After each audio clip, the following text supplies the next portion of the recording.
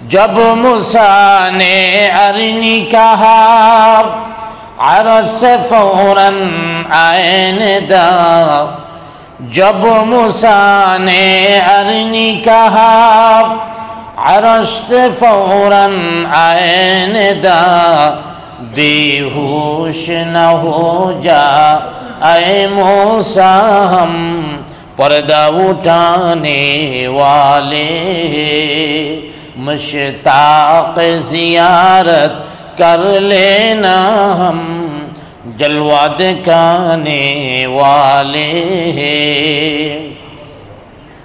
हज़रत मूसा अलैहिस्सलाम अल्लाह के बार बार बोलतें अल्लाह आमी तुम्हें देखते चाहिए तुम्हें देखते चाहिए अल्लाह पाक बोलें लं तरानी तुम्हें देखते पारबे ना सर्वशेष अल्लाह पाक ताके देखा देवार जन्य राजी हलें तूर पर्वते जाओ हजरत मूसा अलैहिस्सलाम पर्वतेर चूड़ाय उठलें अल्लाह रब्बुल आलामीन तार नूर थेके एक जर्रा परिमाण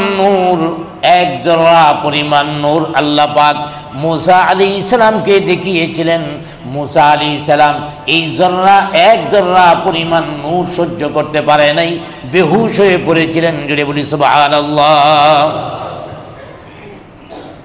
হযরত আজরাইল আলাইহিসসালাম বললেন হে আল্লাহ পয়গম্বর কালিমুল্লাহ আল্লাহকে দেখার জন্য বারবার দোয়া করেছেন যাও একবার সামান্য দেখেছেন এক জর্রা পরিমাণ নূর তাও ৭০,০০০ হিজাবের ভিতর থেকে এই আল্লাহ তাআলা জান্নাতের দরওয়াজার মধ্যে থেকে আপনাকে ডাকতেছেন আপনার এখন যদি আপনার মরণ হয় আল্লাহ পাক বলে দিয়েছেন যে আল্লাহকে দেখার জন্য আপনি এত পাগল ওই আল্লাহর সাথে আপনার দেখা হয়ে যাবে সুবহানাল্লাহ বলে একমাত্র मूसा আলাইহিসসালামই আল্লাহকে দেখেছিলেন দুনিয়াতে আমাদের নবীর বিষয়টা ভিন্ন আমাদের নবী আল্লাহকে দেখার জন্য দরখাস্ত দিতে হয় নাই বরং আল্লাহ পাক আমাদের নবীকে বোরাক এবং রফরত দামি যা আর কেউ আরোহণ করতে পারেনি এমন আরোহণে আরোহিত করে আল্লাহ পাক প্রথম আকাশ দ্বিতীয় আকাশ সপ্তম আকাশ পার করে আল্লাহ তাআলার আরশের কাছে নিয়ে শুধু দেখা নয় আল্লাহর সাথে নবীজির দিদারও ঘটছে সুবহানাল্লাহ বলে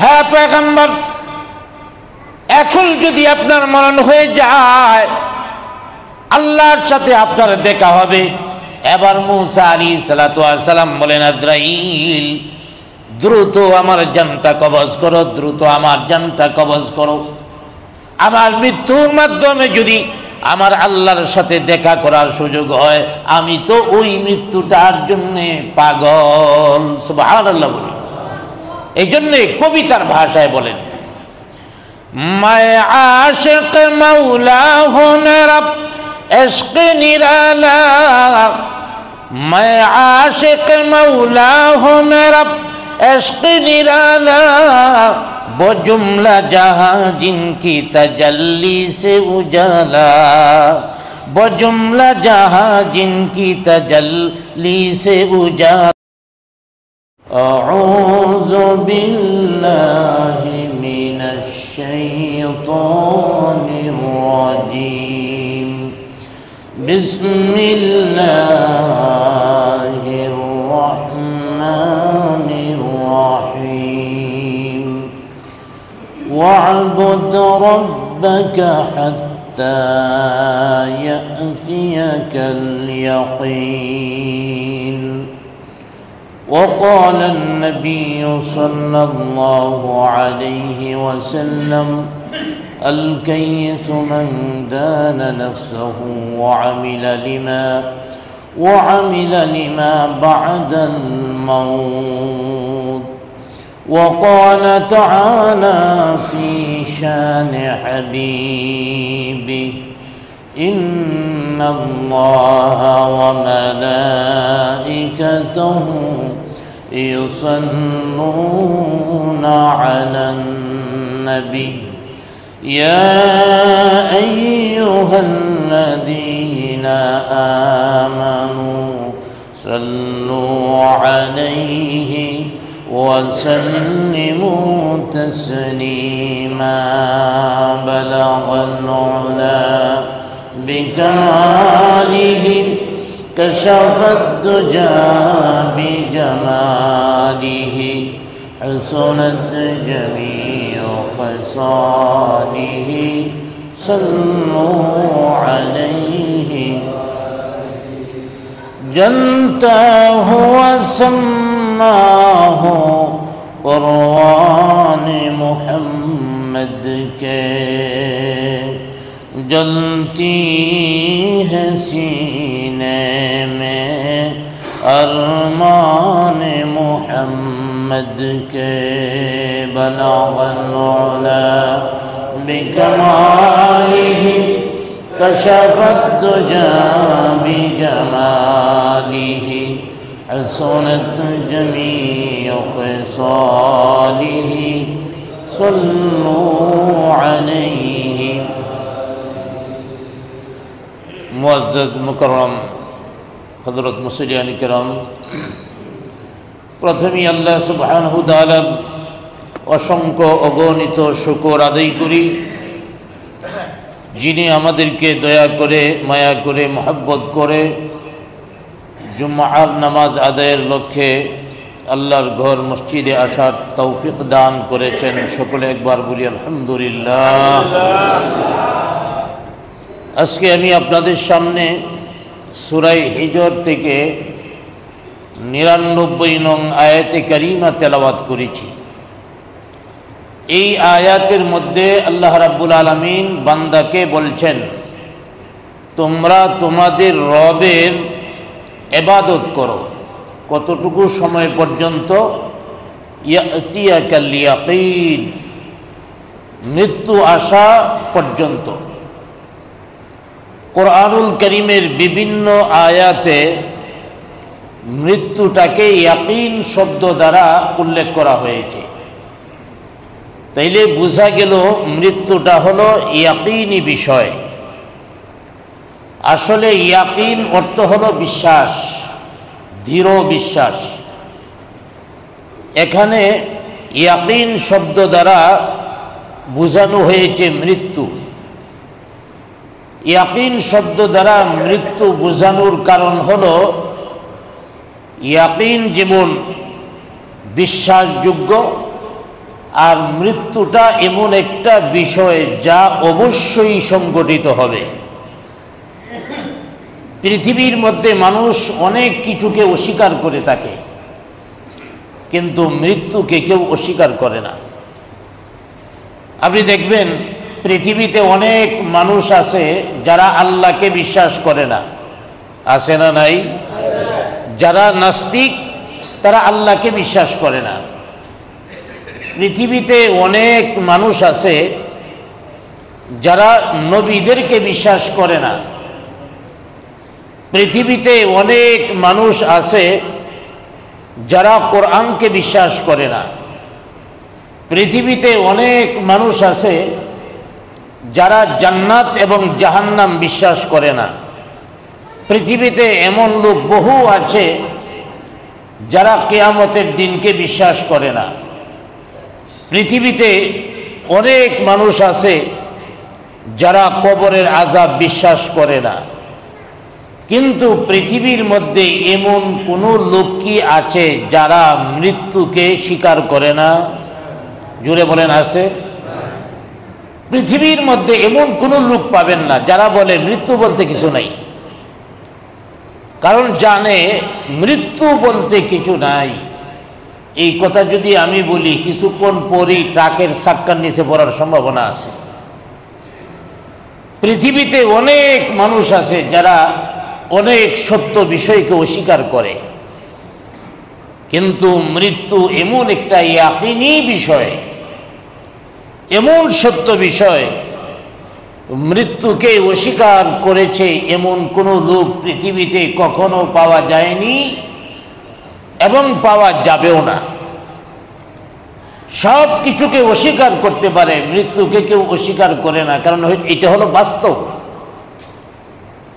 আমরা অনেক মানুষ বাহ্যিক বিষয়টা দেখে বিশ্বাস করি, তাই নাস্তিকরা বলে আল্লাহকে দেখা যায় না, এই জন্য বিশ্বাস করি না। নবী কবে চলিয়া গেছে, আমাদের সামনে না, এই জন্য বিশ্বাস করি না। কিন্তু মৃত্যু এমন একটা বিষয়, প্রতিদিন আমাদের সামনে এই ঘটনা ঘটছে। প্রতিদিন এই কোনো না কোনো মানুষ মারা যাচ্ছে, দুনিয়া ছেড়ে চলে যাচ্ছে। যার কারণে পৃথিবীতে এমন কোনো লোক পাওয়া যায় না যে মৃত্যুকে অস্বীকার করে, যে মৃত্যু বলতে কিছু নাই। অতএব মনে রাখতে হবে, মৃত্যু এটা ইয়াকিনী বিষয়। কোরআনের বিভিন্ন জায়গায় ইয়াকিন শব্দ দ্বারা মৃত্যুর আলোচনা করা হয়েছে। অতএব এই মৃত্যু কাউকে ছাড়বে না। মৃত্যু এমন একটা বিষয়, এই মৃত্যু কাউকে ছাড়বে না। মৃত্যু ভয়াবহ বিষয়, ইয়াকিনী বিষয়। এই মৃত্যু কখনো কাউকে ছাড়বে না। আর মৃত্যুর কষ্টটাও খুব ভয়াবহ, ভয়ানক। মৃত্যুটা মানুষের দুই ধরনের হয়। একটা হলো আরামের মৃত্যু, আরেকটা হলো মহা কষ্টের মৃত্যু। মৃত্যুর মজাটা দুই ধরনের, একটা হয় আরামের মৃত্যু, আরেকটা হয় কষ্টের মৃত্যু। অতএব এই কষ্টের মৃত্যুটাও কিন্তু আমাদের জীবনে আসতে পারে, আরামেরটাও আসতে পারে। এটা নির্ভর করবে আমাদের কাজের উপরে। একবার হযরতে আল্লাহর নবী হযরতে ঈসা আলাইহিস সালাতু ওয়াস সালাম, ঈসা আলাইহিস সালাতু ওয়াস সালাম তিনি আল্লাহর একজন নবী ছিলেন। হযরতে নূহ আলাইহিস সালাম আল্লাহর একজন নবী ছিলেন। এই মৃত্যুর ব্যাপারে তাদের সাথে যে সংঘটিত ঘটনাগুলি আমাদের জন্য সেগুলি শিক্ষার বিষয়। হযরতে নূহ আলাইহিস সালাতু ওয়াস সালাম তিনি একবার কোথাও বসা আছেন, একজন মহিলা আসলো, এসে কান্নাকাটি করতেছে, হুজুর আমার জন্য একটু দোয়া করেন, আমার ভাগ্যটা খুব খারাপ। কেন, কি হয়েছে? কয় আমার সন্তান হয় আর মরে, হয় আর মরে। আমার প্রত্যেকটা সন্তান অকালে মারা গেছে। তো হযরতে নূহ আলাইহিস সালাম জিজ্ঞেস করলেন, ঠিক আছে, তোমার প্রত্যেকটা সন্তান অকালে মারা গেছে, তো তোমার সন্তানগুলি কোন সন্তানটা কতটুকু হায়াত পেয়েছে? মহিলা বলতেছে, হুজুর আমার একটা সন্তান মাত্র 400 বছর হায়াত পেয়েছে।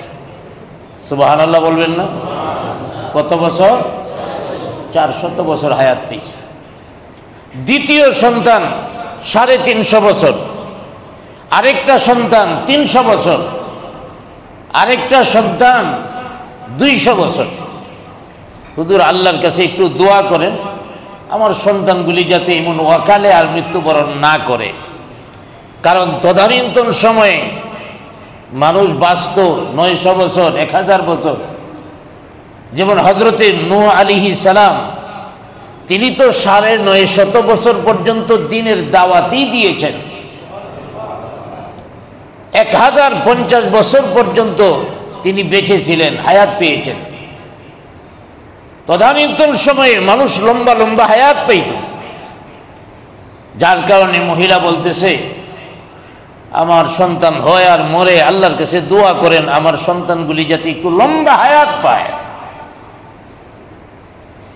হযরতে নূহ আলাইহিস সালাম মহিলাকে ডাক দিয়ে বললেন, হ্যাঁ মহিলা, তোমার এক সন্তান 400 বছর হায়াত পেয়েছে, আরেক সন্তান 350 বছর হায়াত পেয়েছে, আরেক সন্তান 300 বছর পর্যন্ত হায়াত পেয়েছে, আরেক সন্তান 200 বছর পর্যন্ত হায়াত পেয়েছে।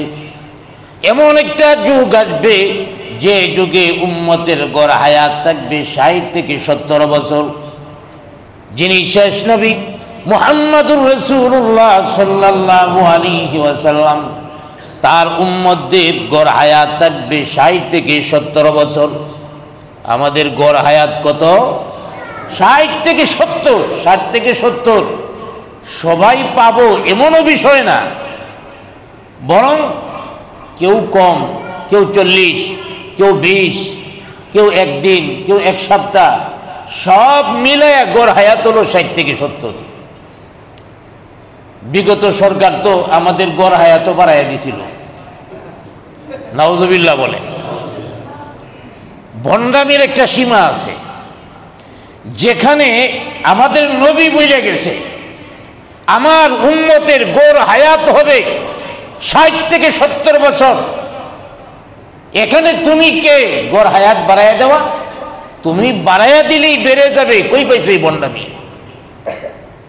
আবার ভাইয়েরা, দিনকে নিয়ে এই ধরনের ভণ্ডামি করা যাবে না।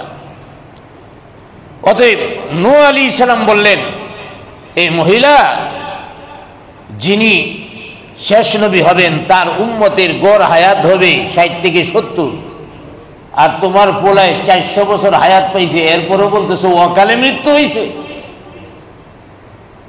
হ্যাঁ মহিলা, শেষ পয়গম্বর, তার উম্মতদের বয়স গড় হায়াত হবে 60 থেকে 70 বছর, কিন্তু তারা সকল উম্মতের চেয়ে শ্রেষ্ঠ উম্মত হবে। সুবহানাল্লাহ বলেন। মর্যাদার দিক থেকে সব উম্মত থেকে সর্বশ্রেষ্ঠ উম্মতে মুহাম্মদী। শুধু তাই নয়, নূহ আলাইহিস সালাম বলেন, হে মহিলা, তারা যে শ্রেষ্ঠ শুধু তাই নয়, কিয়ামত হয়ে যাওয়ার পরে যখন আল্লাহ পাক জান্নাতে দেওয়া শুরু করবেন, সর্বপ্রথম উম্মতে মুহাম্মদীরাই জান্নাতি হবে। বয়স 60 থেকে 70 গড় হায়াত, তারপরেও তারা সর্বপ্রথম জান্নাতে যাবে। মহিলা এই কথা শুনে অবাক হইয়া জিজ্ঞাসা করে, হে আল্লাহর নবী, ওদের বয়স 60 থেকে 70 গড় হায়াত, তাহলে ওরা কি বিবাহ শাদী করবে? আপনারা কি বিবাহ শাদী করছেননি? করেন নাই কেউ বিবাহ শাদী? মহিলা অবাক হয়ে জিজ্ঞেস করে, হুজুর ওরা কি বিবাহ শাদী করবে? নূহ আলাইহিস সালাম বলেন, বিবাহ শাদী করবে মানে অবশ্যই করবে, এবং 4টা করে করবে। কয়টা? এই 60 থেকে 70 বছরের মধ্যে 4টা করার অনুমতি আছে। আবার কেউ কেউ তো আছে 60 পর্যন্ত মানে না, বিবাহ করতেই থাকে। একবার পত্রিকার মধ্যে দেখলাম একজনে বিয়া করছে 48টা।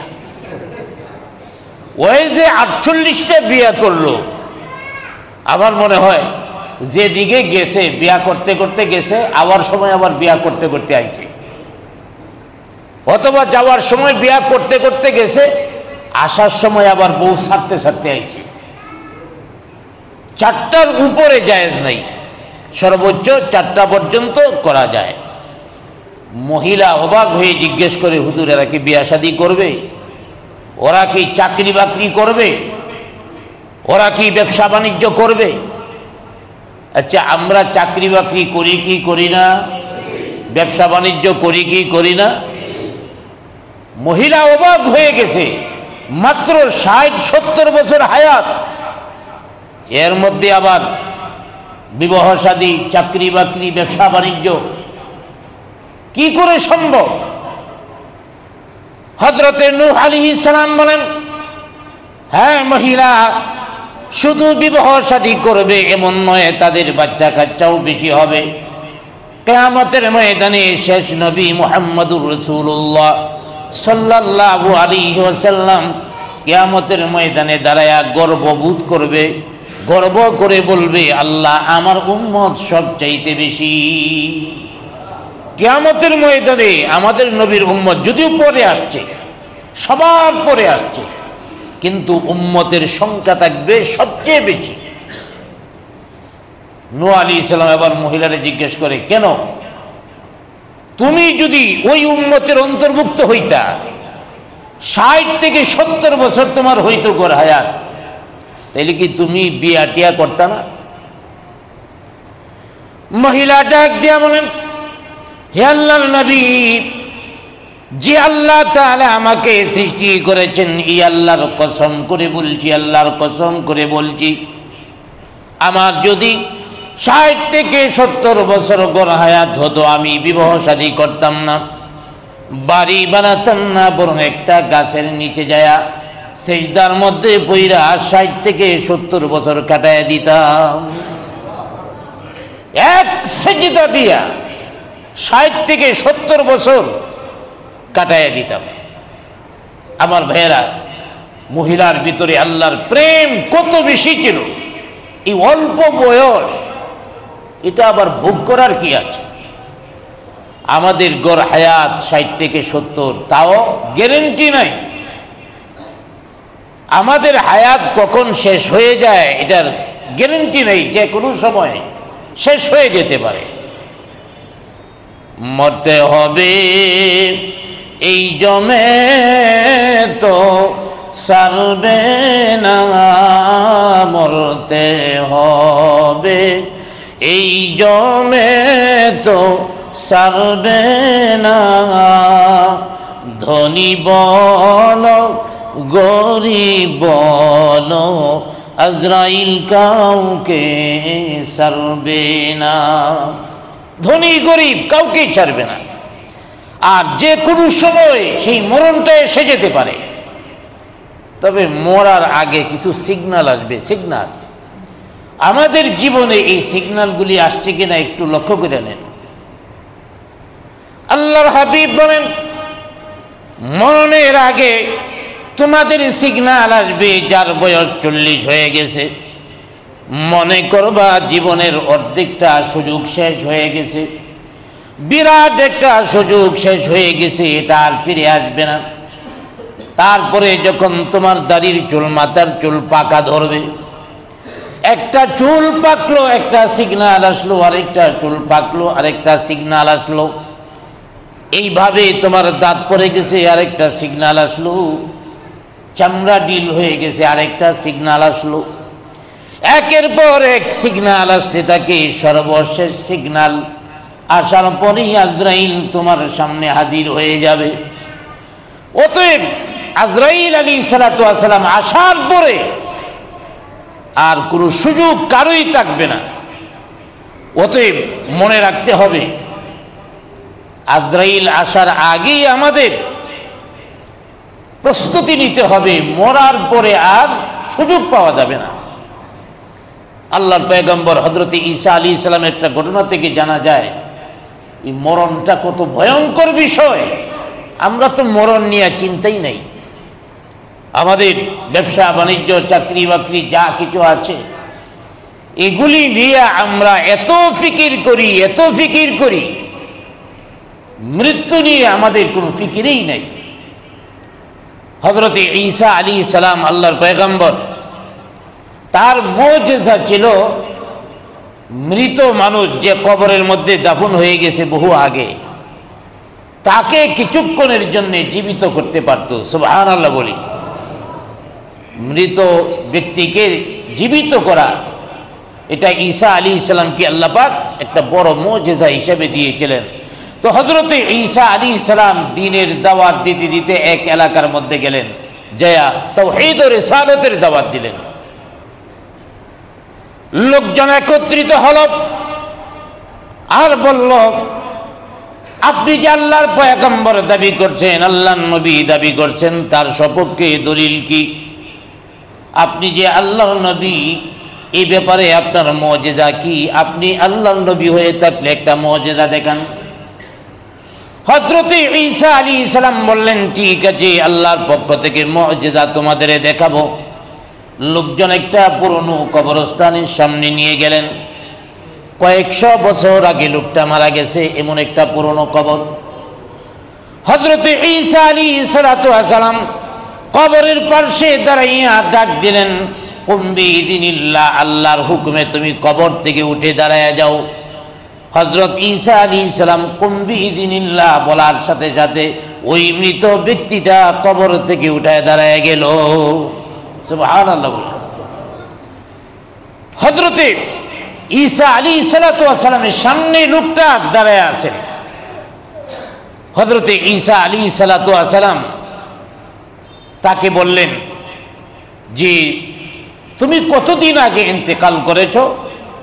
বলল যে, হয়তো কয়েক শত বছর আগে আমি ইন্তেকাল করেছি। কয়েকশো বছর আগে লোকটা ইন্তেকাল করেছে, তাকে ঈসা আলাইহিসসালাতু ওয়াস সালাম উঠালেন।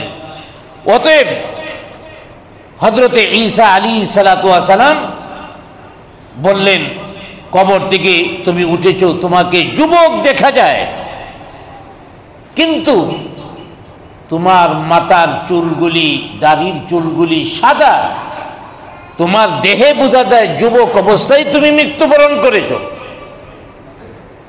কিন্তু এখন তোমার চুলগুলি পাইকে গেছে, এর কারণটা কি?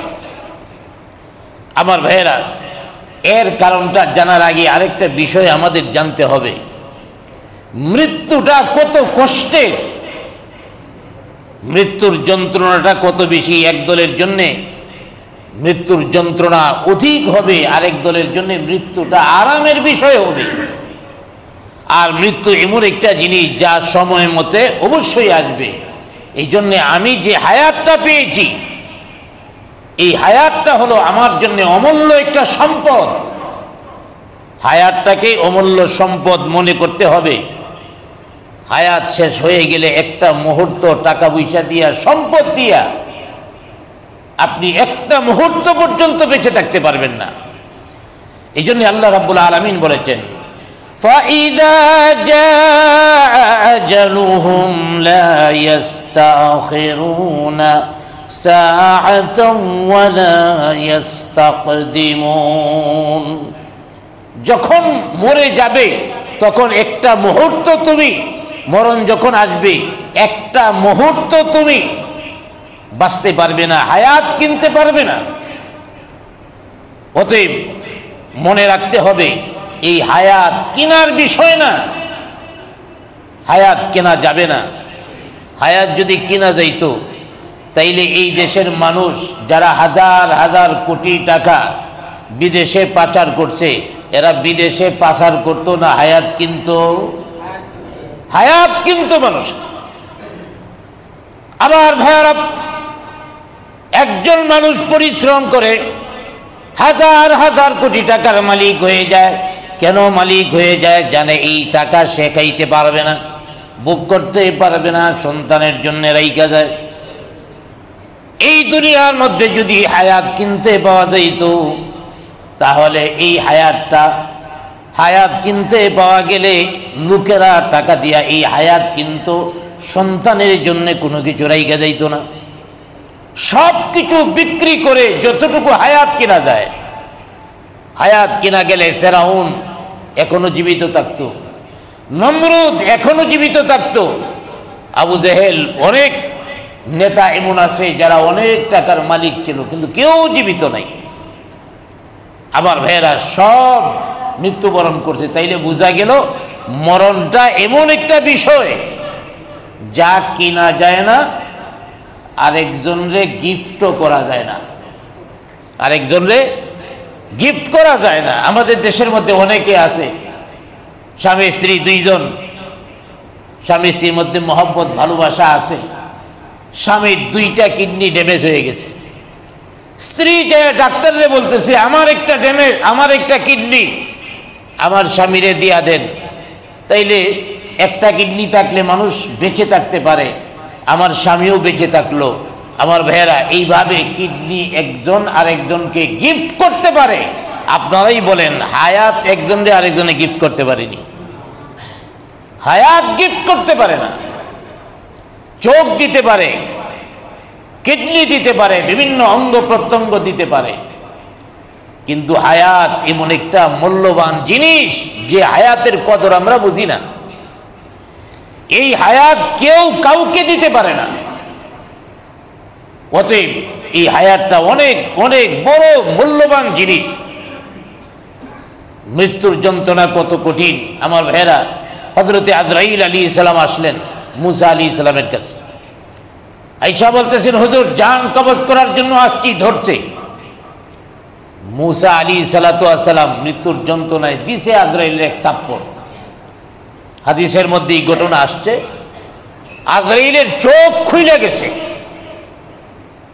আজরাইল আল্লাহর দরবারে গেছেন, আল্লাহ কার কাছে পাঠাইছো জান কবজ করার লাগিয়া? আমারে থাপ্পড় দিয়া চোখ খুলে পাঠাইছে। আল্লাহ তাআলা জিজ্ঞেস করবেন, হে আজরাইল, আমার পয়গম্বর মূসার কাছে যায়া তুমি কি বলেছো যে থাপ্পড় দিয়েছে? আজরাইল বলল, আমি যায়া বলেছি তোমার জান কবজ করার জন্য আমি এসেছি।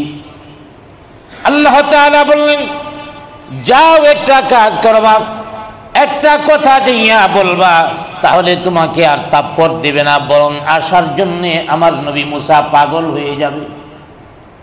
কি কথা বলবো? আল্লাহ পাক বললেন, আজরাইল, আবার যাইয়া আমার পয়গম্বর কালিমুল্লাহকে যায়া বলবা, আল্লাহ তাআলা আবার আপনার কাছে আমাকে পাঠাইছে। আপনি যদি চান আপনার শরীরের মধ্যে যত পশম আছে এই পশম পরিমাণ হায়াত আল্লাহ পাক আপনার জন্য বাড়ায় দিবেন। আল্লাহর কাছে যদি দোয়া করেন, আপনার শরীরে যত পরিমাণ পশম আছে এই পরিমাণ হায়াত আল্লাহ পাক বাড়ায় দিবেন। তবে এখন যদি আপনি মৃত্যুবরণ করার জন্য প্রস্তুতি নেন, তাহলে আরেকটা স্পেশাল বিষয় পাবেন। কি স্পেশাল বিষয় পাব? সেই স্পেশাল বিষয়টা হলো, এখন যদি আপনার মরণ হয়ে যায়, কারণ এখন তো আপনার হায়াত শেষ, আবার দোয়া করলে বোনাস হিসেবে আপনার হায়াত আসবে। এখন যদি আপনি হায়াত শেষ আর এখন মরার জন্য আপনি প্রস্তুতি নেন, তাহলে এতদিন পর্যন্ত আপনি আল্লাহকে দেখার জন্য পাগল পারা ছিলেন। আপনি তুর পর্বতে যাওয়ার আগে আল্লাহকে বারবার বলেছিলেন, আরিনি আরিনি, আপনি বারবার বলেছেন, আল্লাহ তোমাকে দেখতে চাই, তোমাকে দেখতে চাই। আল্লাহ পাক বলেছিলেন, না, আমাকে দেখতে পারবে না, আমাকে দেখতে পারবে না। এরপরও বারবার বারবার আল্লাহকে দেখার জন্য আপনি আশিক ছিলেন, পাগল ছিলেন। কবি তার ভাষায় বলেন, জব মুসা নে আরনি কাহা আরশ সে ফৌরন আয়নে দা, জব মুসা নে আরনি কাহা আরশ সে ফৌরন আয়নে দা, बेहोश न हो जा ऐ मूसा हम पर्दा उठाने वाले, मुश्ताक ज़ियारत कर लेना हम जलवा दिखाने वाले। हज़रत मूसा अलैहिस्सलाम আল্লাহকে বারবার বলতেন, আল্লাহ আমি তোমাকে দেখতে চাই, তোমাকে দেখতে চাই। আল্লাহ পাক বললেন, লাং তারানি, তুমি দেখতে পারবে না। সর্বশেষ আল্লাহ পাক তাকে দেখা দেওয়ার জন্য রাজি হলেন। তুর পর্বতে যাও। হযরতে মূসা আলাইহিস সালাম পর্বতের চূড়ায় উঠলেন। আল্লাহ রাব্বুল আলামিন তার নূর থেকে এক জর্রা পরিমাণ নূর, এক জর্রা পরিমাণ নূর আল্লাহ পাক মূসা আলাইহিস সালামকে দেখিয়েছিলেন। মূসা আলাইহিস সালাম এই জর্রা, এক জর্রা পরিমাণ নূর সহ্য করতে পারে নাই, বেহুশ হয়ে পড়েছিলেন। জুড়ে বলি সুবহানাল্লাহ। হযরতে আজরাইল আলাইহিস সালাম বললেন, হে আল্লাহ পয়গম্বর কালিমুল্লাহ, আল্লাহকে দেখার জন্য বারবার বারবার বারবার দোয়া করেছেন। যাও একবার সামান্য দেখেছেন এক জর্রা পরিমাণ নূর, তাও ৭০,০০০ হিজাবের ভিতর থেকে এই আল্লাহ তাআলা জান্নাতের দরওয়াজার মধ্যে থেকে আপনাকে ডাকতেছেন। আপনার এখন যদি আপনার মরণ হয়, আল্লাহ পাক বলে দিয়েছেন যে আল্লাহকে দেখার জন্য আপনি এত পাগল, ওই আল্লাহর সাথে আপনার দেখা হয়ে যাবে। সুবহানাল্লাহ বলে। একমাত্র মূসা আলাইহিস সালামই আল্লাহকে দেখেছিলেন দুনিয়াতে। আমাদের নবীর বিষয়টা ভিন্ন। আমাদের নবী আল্লাহকে দেখার জন্য দরখাস্ত দিতে হয় নাই, বরং আল্লাহ পাক আমাদের নবীকে বোরাক এবং রফরত দামি, যা আর কেউ আরোহণ করতে পারেনি, এমন আরোহণে আরোহিত করে আল্লাহ পাক প্রথম আকাশ, দ্বিতীয় আকাশ, সপ্তম আকাশ পার করে আল্লাহ তাআলার আরশের কাছে নিয়ে শুধু দেখা নয়, আল্লাহর সাথে নবীজির দিদারও ঘটছে। সুবহানাল্লাহ বলে। হ্যাঁ পয়গম্বর, এখন যদি আপনার মরণ হয়ে যায়, আল্লাহর সাথে আপনার দেখা হবে। এবার মূসা আলাইহিসসালাতু ওয়াস সালাম বলেন, আজরাইল দ্রুত আমার জানটা কবজ করো, দ্রুত আমার জানটা কবজ করো।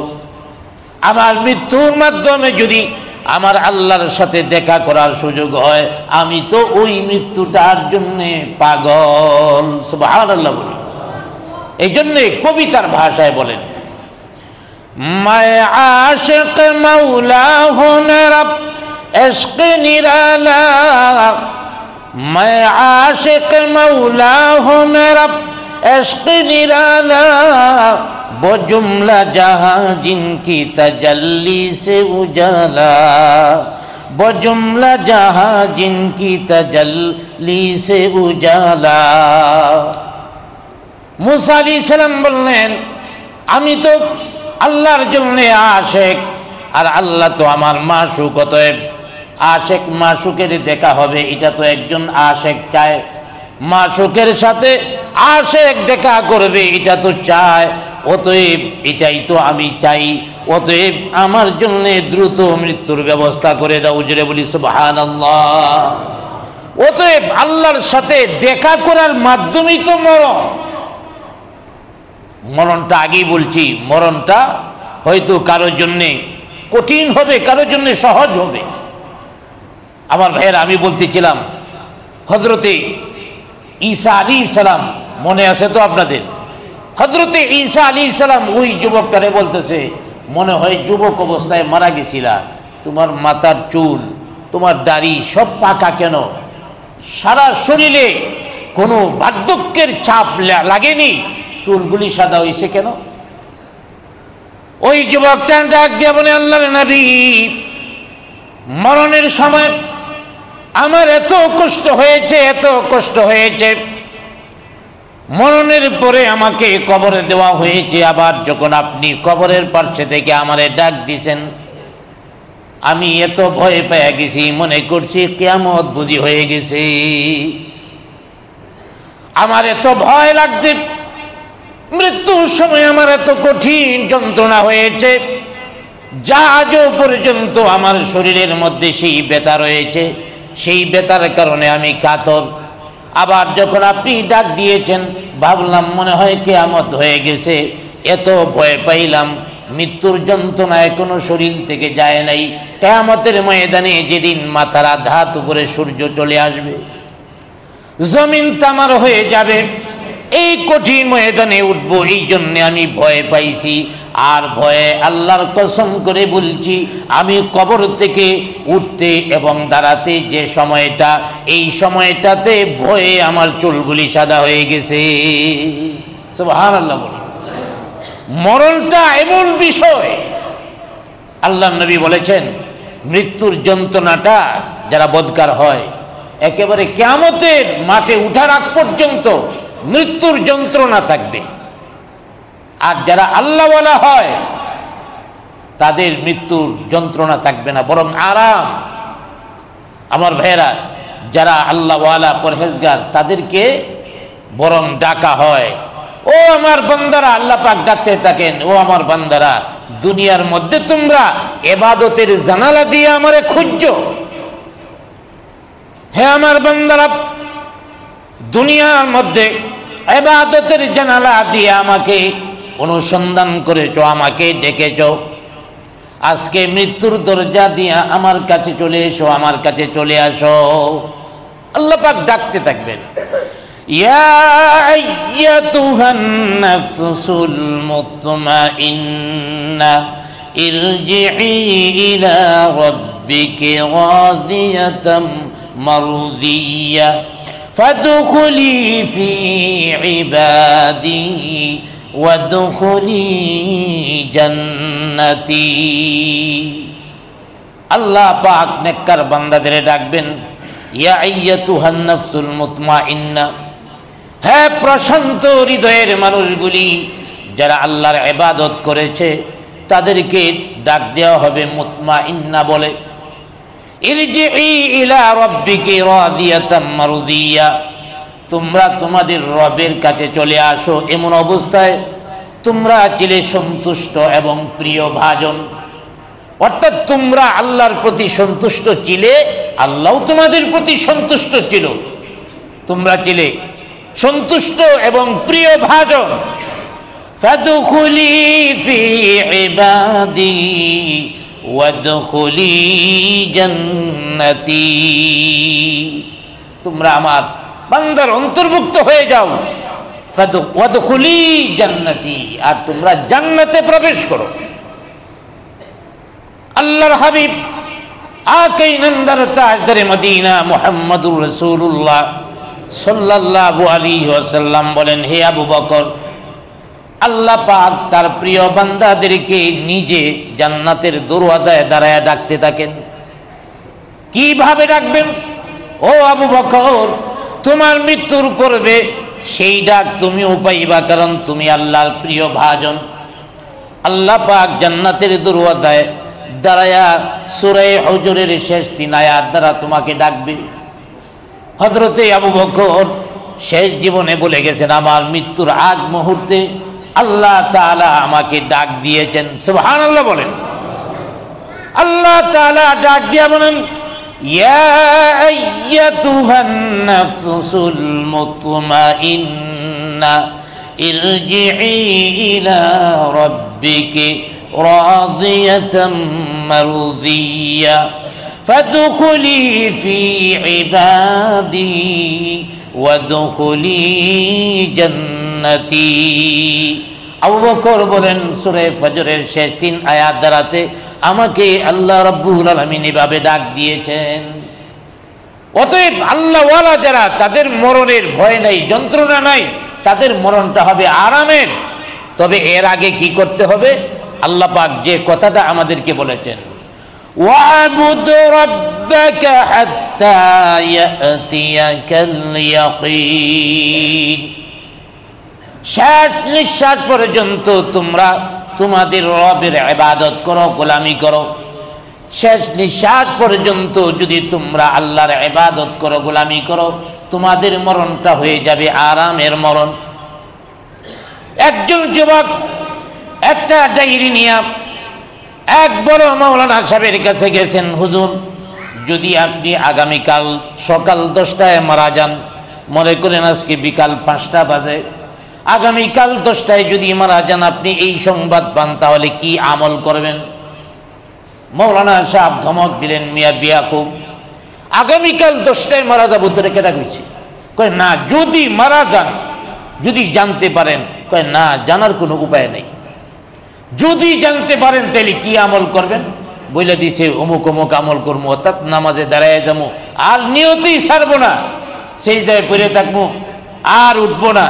এইভাবে কয়েকজনের কাছে গেছে, যেইতে যেইতে 99 পার হয়ে গেছে। এক একজন এক একটা আমল, যদি জানতে পারি আগামীকাল 10টায় মরণ হবে, এই আমল করব। 100 নম্বর মৌলানা সাহেবের কাছে গেলেন, অনেক বুজুর্গ আলেম, তার কাছে যায় বলতেছে, হুজুর, যদি আগামীকাল 10টায় আপনি মারা যান, জানতে পারেন মারা যাবেন, তাহলে কি আমল করবেন? এটা জানার কোনো ব্যবস্থা নাই, এরপরেও যদি জানতে পারি তাইলে আমার আমলের মধ্যে পরিবর্তন আসবে না, যেভাবে আমল করতেছি সেভাবেই করব। সুবহানাল্লাহ বলেন। আর আমরা যদি জানতে পারি তাহলে ইবাদত বাড়বে না কমবে? জুড়ে বলেন, বাড়বে না কমবে? তাহলে মনে হয় আমরা খুব বুজুর্গ না, আমাদের কোনো কোয়ালিটি নেই, এই জন্য বাড়বে। আর প্রকৃত আল্লাহওয়ালা যারা, তারা তাদের আমলের মধ্যে কোনো পরিবর্তন হবে না।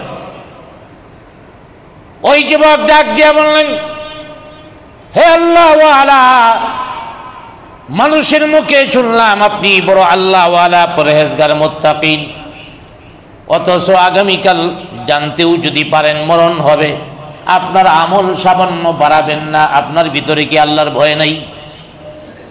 বুজুর্গ মুস্কি মুস্কি হাসেন, আর ডাক দিয়া বলেন, ও যুবক, আল্লাহ পাক তো বলেছেন, ওয়াবুদ রাব্বাকা হাত্তা ইয়াতিয়াকাল ইয়াকিন, তোমার মরণ পর্যন্ত তুমি ইবাদত করো। অতএব আমি আমার জীবনটাকে ইবাদত দিয়া সাজায় নিলাম, আমার সারাটা জীবন ইবাদত দিয়া সাজাইছি। আমার জীবনের এমন কোনো মুহূর্ত নাই যে মুহূর্তে ইবাদত নাই, অতএব নতুন করে ইবাদত সংযোগ করার কোনো জায়গা নাই। আমি আর কি ইবাদত করব? আমার তো রুটিন আছে। কারণ আল্লাহ বলেছেন ইবাদতের মাধ্যমে আমার জীবনটা কাটাতে, শেষ জীবন পর্যন্ত, মৃত্যু পর্যন্ত আমি যেন ইবাদতের মাধ্যমে আমার রবের ইবাদতের মধ্যে লেগে থাকি। অতএব আমি আমার রবের ইবাদতে লেগে আছি। নতুন করে আমল করার তো কিছু নাই। নতুন করে আমল তো করবে যারা ইবাদত করে না, এটি বেশি করে করবে। যার কারণে যখন শুনছে এত তারিখে কিয়ামত হয়ে যাবে, যারা ইবাদত করে নাই ওরা চিন্তা করছে ব্যাংকের মধ্যে টাকা রাইকা লাভ কি, তাড়াতাড়ি উঠায়া মজা মজা খায়া নি, আর আল্লাহরে যা টাকার ডাইকে নি। আর আল্লাহওয়ালা যারা নতুন করে ইবাদত করার কোনো সুযোগই নাই, প্রতিটা মুহূর্ত হবে ইবাদত। আর এইভাবে ইবাদত দিয়ে যদি আমরা আমাদের জীবনটারে সাজাইতে পারি, তাহলে তার মরণটা হবে আরামের মরণ। তাকে আল্লাহ জান্নাতের দরওয়াজার মধ্যে থেকে বলবে, ওরে বান্দা, এতদিন পর্যন্ত তুমি তোমার ইবাদতের জানালা দিয়া আমি আল্লাহকে অনুসন্ধান করেছো, খোঁজাখুঁজি করেছো। আর খোঁজাখুঁজি নয়, বরং মৃত্যুর দরওয়াজা দিয়া আমার সাথে এসে দেখা করো। সুবহানাল্লাহ বলেন। আল্লাহর সাথে দেখা করার ইচ্ছা আমাদের আছে না নাই? জুড়ে বলেন, আছে না নাই? তাইলে আমাদের জীবনটারে সাজাইতে হবে ইবাদতের মাধ্যমে। ইবাদতের মাধ্যমে যদি আমরা আমাদের জীবনটারে সাজাইতে পারি, তাহলে মনে রাখবেন আমরা কামিয়াব হয়ে যাব, মৃত্যুটা আরামের হবে। আল্লাহ পাক জান্নাতের দরওয়াজায় তেইকা ডাকবে, ওরে বান্দা আয়, তুই এতদিন আমারে জানালা দিয়া খোঁজাখুঁজি করছো, আর খোঁজাখুঁজি নয়, মৃত্যু নামক দরওয়াজা দিয়া সোজা আমার কাছে চলে আস। এভাবে আল্লাহ পাক আল্লাহর বান্দাদের ডাকতে থাকেন। অতএব আমরা জীবনটাকে ইবাদত দিয়া সাজাতে হবে। আসুন আমাদের জীবনটা যেন হয় ইবাদতময় জীবন। আমাদের মরণটা যদি ইবাদতের মধ্যে হয়, তখনই আরামের মরণ হবে। আর যদি মরণটা গুনাহের মধ্যে হয়, পাপাচারের মধ্যে হয়, তাইলে কি অবস্থা হবে একটু চিন্তা করেন। আসুন আমরা এই মৃত্যুকে বেশি বেশি স্মরণ করব, এবং ইবাদতের অবস্থায় যেন আমাদের মৃত্যু হয়। আল্লাহ পাক আমাদের সবাইকে কবুল মঞ্জুর করুন। সকলে বলি আমিন।